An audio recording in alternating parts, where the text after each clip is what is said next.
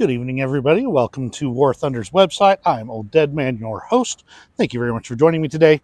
We are looking at the now announced Her Majesty's Hussars Battle Pass season in War Thunder. And I figured it was a little bit of a cloudy day, but I want to do something a little different. I thought I'd take a walk while we do this one today. You can see there's a little bit of a history in the Devblog here, mostly about the fact that Hussars used to be cavalry, and when tanks came around, well, they became part of the tank regiments. So a little bit of history there. In particular, the Centurion during the Korean War was part of the Hussars regiments that were formed soon after, I believe, Queen Elizabeth was coronated. So that's going from memory. By the way, if there's a lot of noise, it's probably wind. So I do apologize for that in advance. Now, the seasonal rewards this time, well, I'm going to tell you straight up, they're a little bit lackluster. We got the S701. It's an interesting little coastal boat with a couple of rear-mounted torpedo tubes. Two on the front, just a basic German torpedo boat there, but with two on the rear. And my read of the Devblog is that those they actually fire backwards, not forwards. Not just pop them out the back and then go forwards. So that's one of the prizes. Next one's the J-26. That's basically a P-51. And its story is that it was landed with, I believe, out of fuel in Sweden, as I recall, and the Swedes bought it for the U.S. government. And finally, of course, the Centurion Mark II, which is a Mark I hull and a sort of a Mark III turret. Got a stabilized 17-pounder gun, which makes it a mix between the two. It's the most interesting vehicle of the batch as far as that goes, but really nothing really exciting as far as the vehicles go.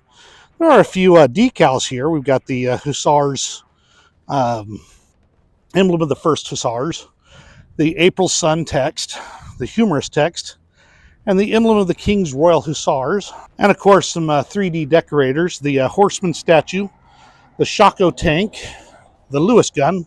Hey, never can say no to a good Lewis gun. And of course, the profile icon of a Hussar Squadron officer.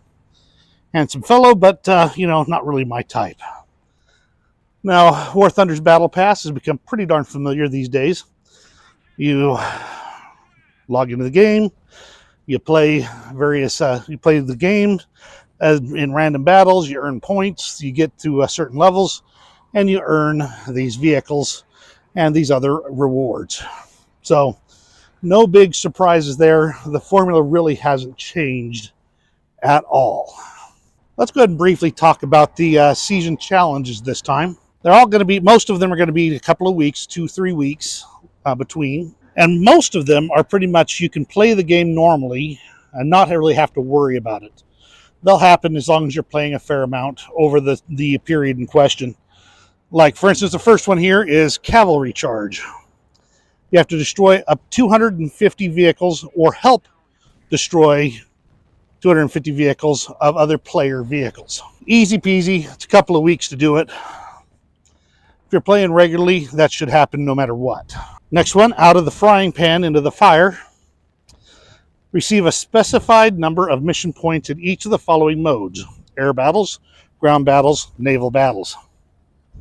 Again, unless you don't play one of the modes, like naval might be the most common one you would not see people playing, you're going to get this in the normal course of play.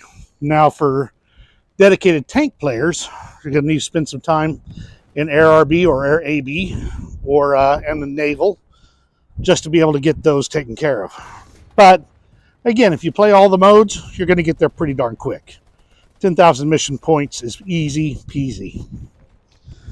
Dashing Courage. Receive a specified number of streaks, specifically Adamant. Adamant's what you get when you take non-critical hits and still keep living. So you're going to get that. If you're playing tank ground, you get that pretty quick. Air, probably not quite so quick, and maybe decently in naval. Glorious Story.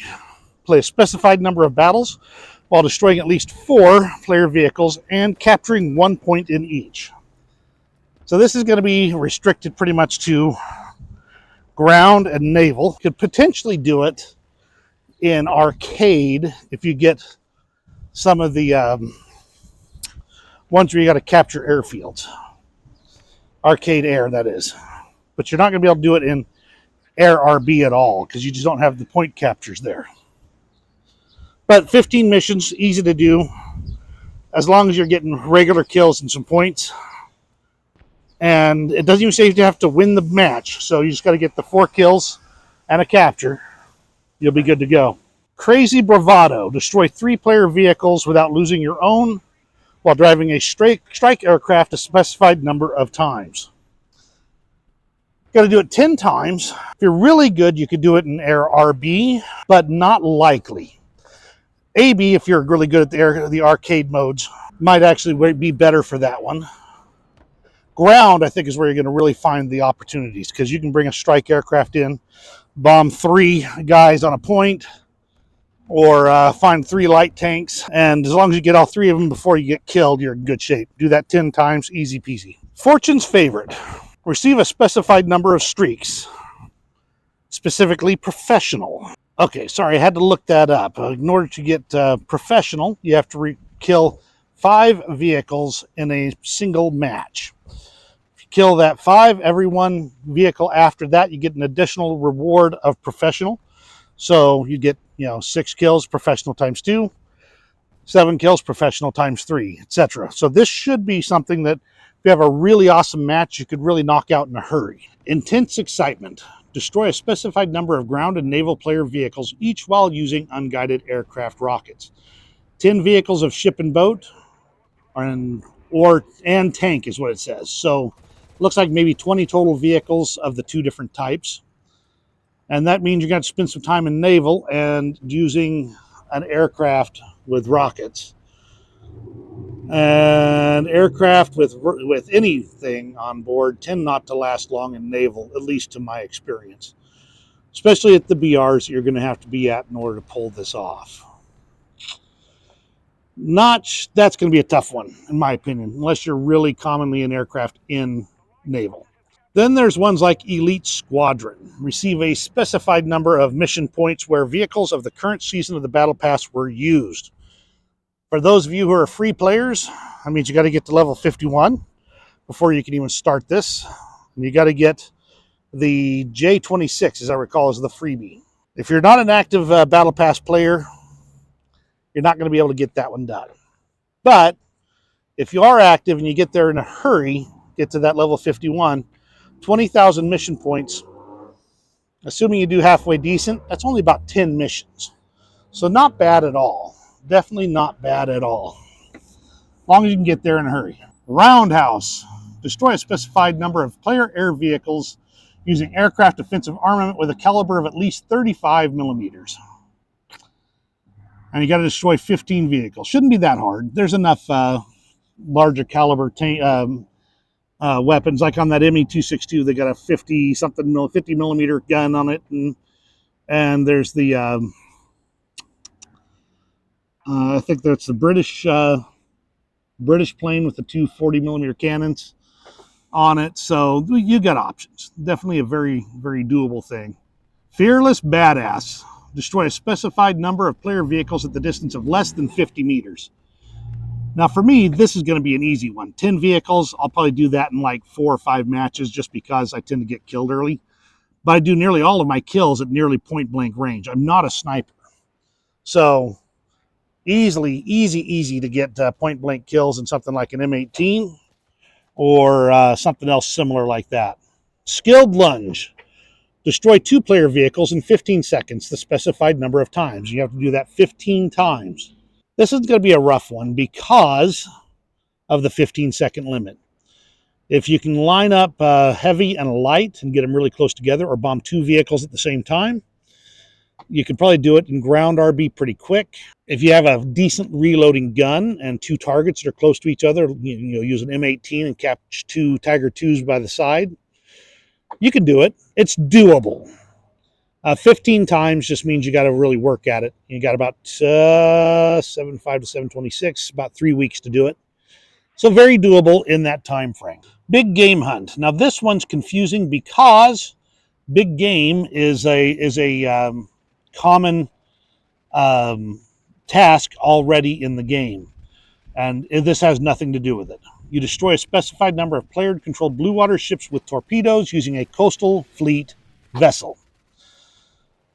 So, bust out your coastal fleet, take it into mid to upper tier naval battles, and start launching those torpedoes and keep them going. You're probably going to stand a better chance in arcade than in realistic, because the torpedoes reload automatically and you don't have to go to a point. So, probably arcade naval, it'd be your best bet there. But on the plus side, it happens, this one goes all season long, so you're good there. The Hussar Ballad, receive a specified number of streaks. 7 awards of Hero of the Sky, Heavy Metal Hero, or Terror of the Sea. And I think we can do that one pretty easily as well, as long as you're playing the game a lot. These are very doable streaks. Basically, you just got to kill the most stuff. It'll take a while. I mean, 7 awards, you got to do it pretty regular, but still good. Masterful Sabrage. Destroy a specified number of player vehicles using an unguided bomb while at a distance of at least 4,000 meters from the target at the moment of impact. Got to do that 5 times. 4 kilometers. 2.5 miles. At the moment of impact. I'm thinking you're going to have to do this at the upper tiers with jets, in ground RB, air RB. No, not air RB, because it's player vehicles. Except for the most extraordinary amounts of luck. Ground RB, ground AB, and maybe ground sim. If you're really good at those upper tiers with the aircraft, you have to use a bomb or an unguided bomb. So that's going to be a tough one. Get out your big bombs. And finally, the Courage Award, which is complete all of the season's challenges. You get all of them done, you get this one as well. So there's the challenges for this Battle Pass season. Let me know what you think of the overall Battle Pass in the comments below. Give me a thumbs up if you liked having me walk around a little bit today instead of sitting at my normal green screen. You have a great rest of your day, and we will see you, I should say, in War Thunder.